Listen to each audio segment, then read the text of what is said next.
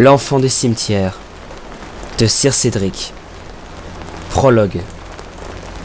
Souvent, il fait le même rêve. Un rêve de nuages noirs, si noirs qu'ils ressemblent à d'immenses ombres vivantes se regroupant au-dessus de la mer. Il en vient de partout. Des ténèbres veloutées remplacent le ciel, effacent la lune ronde, s'étalent à perte de vue, jusqu'à ce que le monde soit plongé dans une obscurité profonde. Sur la côte, alors que s'étend la noirceur, les animaux ont déjà regagné leur terrier. Les hommes se barricadent à leur tour pour échapper à la tempête qui s'annonce. La mer se froisse, rugit. Les vagues se soulèvent au large, là où nul navire ne vogue, là où nul œil humain ne pourrait être témoin de son arrivée. Une silhouette féminine crève la surface des eaux, dans un jaillissement d'embrun, et s'élève dans les airs. Elle monte jusqu'au cœur de l'orage, lumineuse, seulement vêtue d'une robe d'écume qui scintille de diamants. Avec sa chevelure déployée et son rire mélangé à la fureur des éléments, elle chevauche les nuages noirs qu'elle a invoqués pour couvrir son escapade. Dans la langue des hommes, on la nomme Naïma. Elle vient des enfers, cette région froide de l'éther où les âmes se tordent dans un océan de flammes bleues. Ce qui est justement le fruit de son désespoir, car même pour les démons, l'éternité n'a aucune saveur. Naïma s'y ennuie à mourir. En comparaison, la terre des humains regorge d'une infinité de distractions. Naïma revêt un corps de femme à la beauté éblouissante. Elle aurait pu servir de modèle originel à toutes les muses dans les rêves des poètes de tous les temps. Et peut-être a-t-elle vraiment été ce modèle? Inspiratrice de toutes les inspiratrices, mère de toutes les égéries, un corps gracile aux hanches généreuses, aux fesses rondes, pleines de promesses. Une poitrine qui appelle les baisers et les caresses. Un visage de poupée de porcelaine dont la bouche gourmande semble à elle seule l'incarnation du désir. Et de longs cheveux, eux aussi de cette soie blanche dont sont faits les anges, qui fouettent ses épaules nues en chantant des litanies dans des langues impossibles. Dans ses yeux, le bleu intense des profondeurs. Cela faisait longtemps que le démon n'a pas volé avec les orages. L'obscurité, le vent, la pluie lui ont manqué. Et ces éclairs qui crépitent autour d'elle dans une fabuleuse odeur d'ozone. Son rire redouble, devient jubilation, tonnerre, fracas, arbre calciné. À aucun moment elle ne croise âme qui vive. Seul un fou s'attarderait dans une pareille tempête. Cette nuit appartient entièrement à Naïma. Elle arrive à destination. Elle est venue chercher de la compagnie. Elle sait très précisément où la trouver. En fait, celle des vivants ne l'intéresse nullement. Naïma est une créature de passion. Les humains ne comprennent pas ce sentiment. Naïma désire la compagnie d'êtres qui ont vu par-delà la vie pour savoir réellement ce que le corps et les plaisirs représentent. Ses pieds nus touchent le sol devant la grande grille d'un cimetière à l'abandon.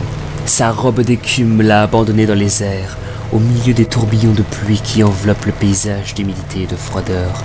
Le corps nu, tout en courbe du démon, si blanc qu'il semble sculpté dans de la neige, ou de la glace peut-être, dégage une douce lumière.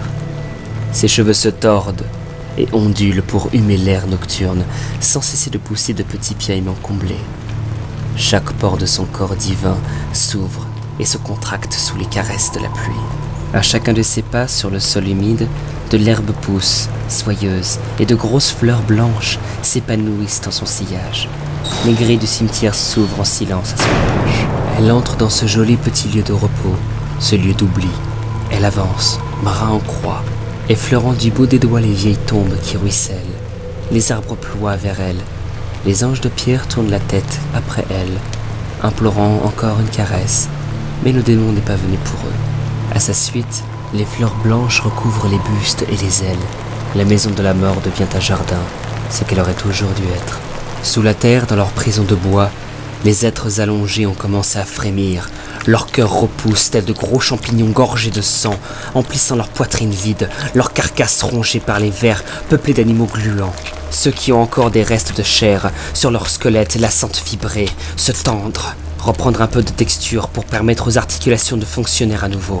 L'appel de la vie les irrigue, durcit leur sexe.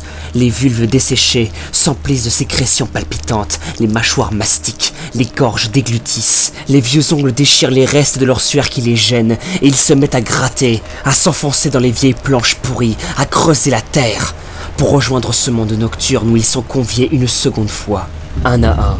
Les morts s'extirpent de leur mausolée, brisant les portes et renversant les pierres tombales. Du fond de leur gorge renaît le verbe, une plainte d'adoration qui monte sous la pluie, à mesure que l'herbe luxuriante et les fleurs s'épanouissent. Une litanie de joie. Naïma est revenue pour eux. Eux seuls peuvent la comprendre, eux seuls peuvent l'aimer. Eux seuls connaissent la solitude éternelle.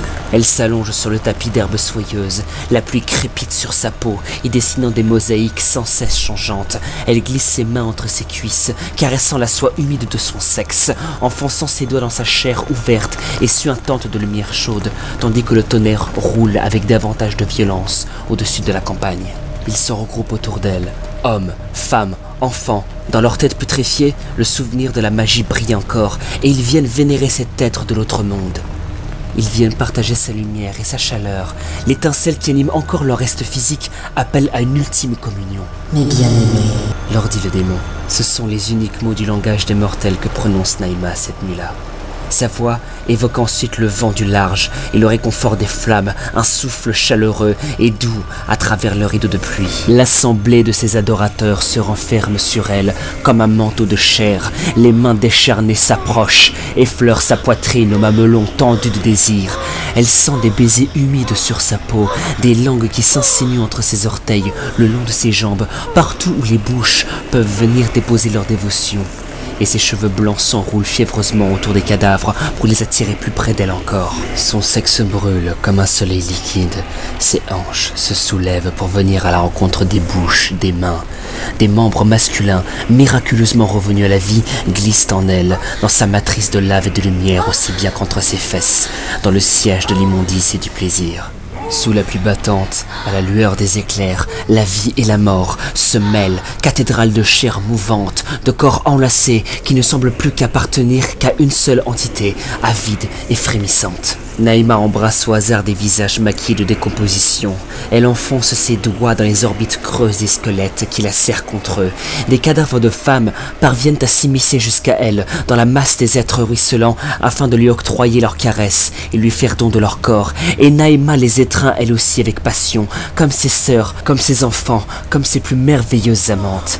Elle insinue ses mains en elle, dans leurs intimités que personne n'a pénétrées depuis une éternité. Elle ravive cette vie en elle, et à l'apex de son plaisir, elle plante ses crocs dans leur poitrine généreuse, arrache des morceaux de chair morte, de chair bénie, qu'elle avale en se cambrant de délices. Et les corps continuent de se disloquer et de se réformer.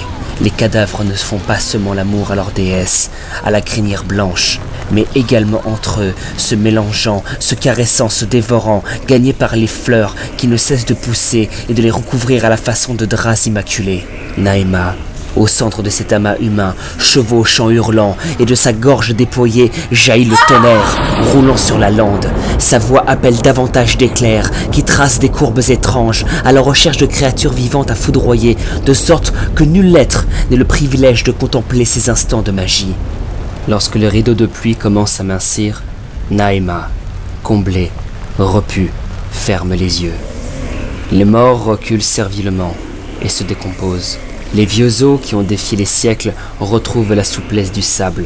Les cadavres tombent à genoux, au milieu des fleurs en perpétuelle éclosion. Certains se tiennent enlacés, comme d'ultimes amants, avant que leur chair ne coule et ne se mélange à la terre, à l'herbe et aux fleurs. Les dernières âmes qui n'avaient pas eu l'opportunité de quitter ce monde découvrent enfin le chemin de l'éther. Une voie étincelante est apparue, serpentant tel un fleuve de lumière au-dessus du cimetière, à perte de vue dans les profondeurs du ciel. Les âmes s'envolent avec la poussière de leur corps hurlant de joie, des étoiles filantes qui remontent vers les cieux. Naïma demeure allongée, un nouveau prodige à l'œuvre dans sa chair. Son ventre a commencé à gonfler doucement, enfanté par tant de passion. Naïma pleure, de douleur, de joie, et des larmes noires Des larmes de démon ruissellent le long de ses joues, y imprimant des tatouages compliqués. Elle attend que la gestation de son enfant s'accomplisse, ce qui prend toutes les nuits. Au centre du cimetière redevenu jardin, elle contemple les étoiles au-dessus d'elle, tandis que les nuages quittent le ciel pour s'en aller ailleurs semer l'effroi. L'odeur de la terre monte, plus forte encore, mêlée à l'arôme de sexe et de putréfaction, au parfum des grosses fleurs blanches qui semblaient vibrer, respirer peut-être, toutes tournées vers sa silhouette allongée. Naïma pose ses mains sur son ventre pour le sentir s'arrondir. Son enfant se forme dans son corps de démon, un second cœur qui bat en elle. Sa peau se tend de façon délicieuse, lentement. Aux premières lueurs de l'aube, elle perd les os, rouges, profonds. Et l'enfant glisse enfin hors de son corps sans le moindre son, tel un mort lui-même. Il ne crie pas, ni ne pleure.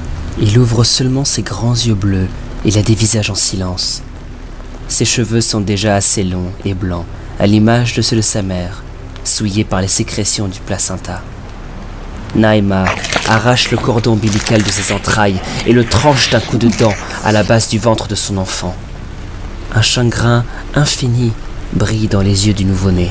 Elle le serre contre elle, l'embrasse une unique fois sur la bouche, puis elle le dépose dans les brins d'un gisant de marbre à l'air circonspect. Alors qu'elle se tient ainsi, penchée sur lui, une ultime larme roule sur sa joue. Une goutte de parfaite noirceur. Une larme pour le pardon. Elle éclate sur le front de l'enfant y imprimant la forme d'une étoile noire. Ce n'est pas la première fois que le rêveur revit cette scène. Toujours la même, à chaque fois nouvelle. Le vent et la pluie sur sa peau, peignant des arcs-en-ciel au-dessus des tombes. Le tourbillon de pétales, tandis que le démon s'élève à son tour vers le monde des chimères et des anges. Le rêveur serre ses paupières, aveuglé. Le démon rejoint la lumière. Le rêveur ouvre les yeux.